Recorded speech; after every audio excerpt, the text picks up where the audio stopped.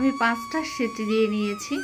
মটরটা সেদ্ধ করে নিয়েছি, একটা গোটা আলু সেদ্ধ করে নিয়েছি, আলুটাকে ম্যাশ করে দিয়ে দিয়েছি, আর তার মধ্যে সমস্ত রেগুলার মশলাগুলো দিয়ে ভালো করে ভেজে নিতে হবে। নমস্কার, ফিরে এলাম বং রাঁধুনি রান্নাঘরে আরও একটি নতুন পর্বে। আজ গুরু পূর্ণিমা ছিল, আর গুরু পূর্ণিমার জন্য কিছু ফল নিয়ে আসা হয়েছে, ঠাকুরকে দেওয়া হয়েছে। আমি তো প্রতি মাসেই পূর্ণিমার উপোস করি, তো সকালবেলা পুজোর দিকটা মিটিয়ে নিয়েছি।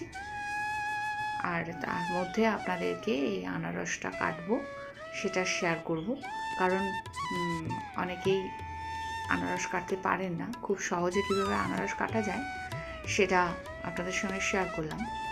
আর বাড়িতে যখনই কোনো পুজো আচ্চা হবে, কঠিন ফল যেটা কাটতে পারে না অনেকেই, সেটা আমার দায়িত্বেই থাকতো বরাবর, আজকে এত বছর ধরে একসঙ্গে জয়েন্ট ফ্যামিলিতে। তো আজকে আনারসটা আপনাদের সঙ্গে শেয়ার করলাম। প্রথমে আনারসটা মাঝখান দিয়ে যদি কাটি, তাহলে গোটা আনারসটা তো একদিনে লাগে না, তো সেটাকে ফয়েল পেপার দিয়ে মুড়িয়ে যদি আমি এই অংশটা, মাথার দিকের অংশটা আমি ফয়েল পেপার দিয়ে ফয়েল পেপারে মুড়ে যদি ফ্রিজে রাখি তাহলে 2 দিন থাকবে। আর আমি অর্ধেকটা অংশ কেটে নেব, এই জন্যই আমি 2 অর্ধেক করে কেটে নিয়েছি। অর্ধেকটা অংশ আমি ফ্রিজে রেখে দেবো, পরে কোনো সময় কোনো রেসিপিতেও আপনাদের সঙ্গে শেয়ার করব সেই উদ্দেশ্যে। এইবার দেখুন, খোসাটাকে এইভাবে কেটে, আর মাঝখানে মাথাটা বেশি করে খোসাটা ফেলে দিলেই যে আনারসের চোখটা থাকে সেটা ফেলে দেওয়া যায় অতি সহজে। আর মটরটাকে আমি আগের দিনকে রাত্রিবেলা ভিজিয়ে রেখেছিলাম, 5-6 ঘন্টা ভিজে গেছে। আর একটা গোটা নেব, 5টা হুইসেল দিয়েছি, খুব ভালোভাবে মটরটা সেদ্ধ হয়ে গেছে। এখানে ময়দাটা মেখে নেবো, যেহেতু বিকেলবেলা পূর্ণিমা সারাদিন উপোসের পর আজকে আমার রেসিপিগুলো আপনি কী করলাম সেটা আপনাদের সঙ্গে শেয়ার করছি। পূর্ণিমা রাতে উপোসের দিনে আমি এরকম রেসিপি করি। ভিডিওটা দেখতে দেখতে আর যারা নতুন বন্ধু তাদের বলবো সাবস্ক্রাইব করে পাশে থাকা বেল আইকনটি অল ক্লিক করে দিন, তাহলে এইরকম রেসিপি প্রত্যেক দিন নোটিফিকেশন সবার আগে পেয়ে যাবেন। এটা মেখে নিচ্ছি, নুন আর মিষ্টি তেল দিয়ে ভালো করে মেখে নিয়ে ফুটন্ত গরম জল দিয়ে ময়দাটা মেখে নিচ্ছি। একদম ফুটন্ত গরম জল, তাহলে কী হয়, খুব সফট হয়, হাতে সয়ে দেওয়া যায় না হাত, তাই জন্য একটু চামচে করে নাড়িয়ে নিলাম, যা হাতা খুন্তি যা হোক দিয়ে নাড়িয়ে ওটাকে একটু ঠান্ডা করে নিতে হবে। ওটাকে ওই গরম অবস্থাতে হাতে সয়ে ঠেসে ঠেসে মেখে নিয়ে আবারও একটু তেল দিয়ে ছোটো ছোটো করে লেচি করে নিলাম। আমার 5টা লেচি হয়েছে। এখানে আমি বলে দিই, 5টা লেচির মধ্যে একটা তিকোনা সাইজের পরোটা করব, আর 2টো পাতলা পাতলা একদম পাতলা অল্প তেলের পরোটা করব, আর 2টো করব লেচিকে একসঙ্গে করে পেটাই পরোটা করব। ভিডিওটা স্কিপ করে যাবেন না বন্ধুরা, আজকে খুব ভালো লাগবে ভিডিওটা দেখে। এখানে প্রথমে রিফাইন তেল, তেজপাতা আর সাদা জিরেটা ভেজে নিলাম, আর সেখানে আলুর খোসাটাকে ছাড়িয়ে নিয়ে একটু হালকা চেপে দিয়েছি। আলুটা ভীষণই ভালো বলেছিল, সেই জন্য হালকা একটু চেপে দিয়েছি, তাতেই পুরো একদম মিশে গেছে, ভাজা ভাজা হয়ে গেছে। এর মধ্যে এবার রেগুলার মশলা নুনটা দিয়ে দেবো। নুন, হলুদ, রেগুলার মশলা বলতে ধনে, জিরে, লঙ্কার গুঁড়ো, কাশ্মীরি লঙ্কার গুঁড়ো, এই সমস্ত মশলাগুলোকে দিয়ে ভালো করে নেড়ে চেড়ে নেব। আর এই নাড়াচাড়ার মধ্যেই যদি পুড়ে না যায় সেই জন্য ওই যে মটর সেদ্ধ করা জলটা রয়েছে সেটাও দিয়ে দেবো, দিয়ে অল্প করে ভালো করে কষিয়ে নেব। তেল কিন্তু বেশি দিইনি, একদম রাস্তার ধারে যেরকম মটরের ঘুগনি বিক্রি হয় আমি কিন্তু সেরকমভাবেই করছি। আর এই যে ঘুগনিটা করব, এটা ভীষণ ভালো লাগবে পরোটার সাথে খেতে, তাই পরোটার ময়দাটা মেখে আমি রেস্টে রেখে দিয়েছি। একদম গরম অবস্থাতেই আরেকটা ঢাকা দিয়ে চেপে রাখলে ওটার হাওয়া পাস না হলে ময়দাটা ভীষণ সফট হবে। এখানে মশলা কষিয়ে নিয়েছি, আর দেখুন মটরটা কত ভালো করে গলে গেছে। খুব রাস্তায় যে ঘুগনিগুলো বিক্রি হয় না, সেগুলো কিন্তু এরকম গলে যায় মটরগুলো।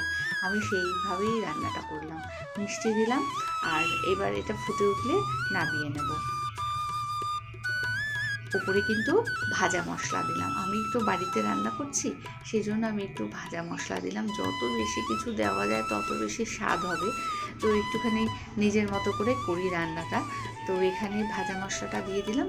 ভাজা মশলা বলতে কিছুই না, ওখানে হচ্ছে গিয়ে ধনে, জিরে, লং আর মৌরি, এইটাকে ভেজে গুঁড়ো করে নিয়েছি। আর এখানে এই যে ত্রিকোণ আকার যে পরোটাটা, সেটা আমি ভেজে নিলাম প্রথমে। তারপরে আমি দুটো কিন্তু পাতলা করে গোল পরোটা ভাজবো, কিছুই না, 3 কোনা করে বেলতে হবে। বেলাটা আপনাদের সঙ্গে আর শেয়ার করলাম না, সবাই জানেন মোটামুটি বেলাটা, ভিডিও অনেক বড় হয়ে গেছে। এইবার এই 3 কোনা পরোটা বেলে নিয়েছি, বেলে নিয়ে এটাকে ভেজে নিলাম। আর আগে প্রথমে 2 পিঠ করে ভেজে নিই, আর তারপরে তেল দিয়ে আবারও ভালো করে ভেজে নিলাম। এতই পাতলা হয়েছে চাকি থেকে পরোটাটা তোলা যাচ্ছে না, তাই জন্য আমি বেলুনের মধ্যে পেঁচিয়ে নিয়ে এইভাবে তুলে চাটুর মধ্যে দিয়ে দিলাম। তাতে কি হলো, ছিঁড়ে যাবে না পরোটাটা, ভীষণই পাতলা হয়েছিল। তো এইরকম পাতলা পাতলা পরোটা খেতে আবার আমার বাড়িতে পছন্দ করে, তাই করলাম। এইবার ভীষণই অল্প তেল, একদম অল্প তেল, মাত্র তেল দিয়ে পরোটা দুটো ভেজে নেব। একটা প্রথমে ভেজে নিলাম, এবার আরেকটাও এরকমভাবে পাতলা করে ভেজে নেব। দুটো পরোটা পাতলা করে ভেজে নেওয়া পরোটা। আর যেটা করব সব শেষে ভাজবো, সেটা হলো দুটো লেচিকে একসাথে করে নিয়ে, মানে মোটা করে বড় করে বেলে নেব।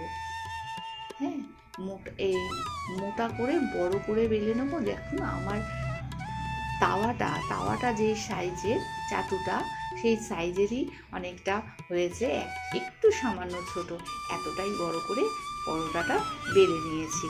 এইবার খুব ধারগুলো একটু মোটা, তো তাই চেপে চেপে চেপে চেপে উল্টে পাল্টে ভালো করে ভেজে নিলাম, ফুলে উঠছে। তারপরে শেষ সময় একটু হালকা তেল দিয়ে ভেজে নিলাম। এইবার একটা পাত্রের মধ্যে, দোকানদাররা তো মেঝের মধ্যে ফেলে বাড়ি মারে, আমি কিন্তু হাতে করে এরকম গরম অবস্থায় চেপে চেপে ফাটিয়ে নিয়েছি। তারপরেই আলগা হয়ে গেছে পরোটাটা, তাহলেই হয়ে গেল ওখানে ছেঁড়া পরোটা বা পেটাই পরোটা। এইবার দেখুন আমার এই যে পাতলা পরোটাগুলো আমি করেছি, সেগুলো কতটা সফট হয়েছে, একদম যেন হাতে সেই লেচিটাই রয়েছে, কাঁচা অবস্থায় যেরকম থাকে না, সেরকম পরোটাটা ভাজার পরেও ওরকম সফট হয়ে নরম হয়ে রয়েছে। দেখুন বন্ধুরা, এইবার 3 রকমের পরোটা আপনাদের সঙ্গে শেয়ার করলাম। ঘুগনি দিয়ে পরিবেশন করব। ওপর থেকে ঘুগনিতে যেহেতু নিরামিষ, সম্পূর্ণ নিরামিষ, তাই একটু নারকেল কোড়া দেবো। আজকে পুজোর দিন, নারকেল তো বাড়িতে এমনিতেই ছিল, পুজো পারপাসে আনা হয়েছে, তো নারকেলটার কোড়াটা ওপর থেকে দিয়ে দিলাম। এইবার এই ঘুগনিটাই আরেক রকমভাবে খাওয়া যেতে পারে। কখনো যদি আপনারা শিয়ালদা থেকে ডায়মন্ড হাবড়া বা লক্ষ্মীকান্তপুর ক্যানিংয়ের দিকে যান, তাহলে দেখবেন স্টেশনের ধারে এরকমভাবে ঘুগনির সাথে বিক্রি হচ্ছে মুড়ি। ভীষণ ভালো লাগে খেতে। বাড়িতেও যদি কখনো এরকমভাবে বানিয়ে খান, ভীষণ ভালো লাগবে। এই রেসিপিটা একদম স্পেশাল করে এই মুড়ির সাথে ঘুগনি দিয়ে দারুণ লাগে। ভিডিওটা দেখার জন্য, সঙ্গে থাকার জন্য ধন্যবাদ।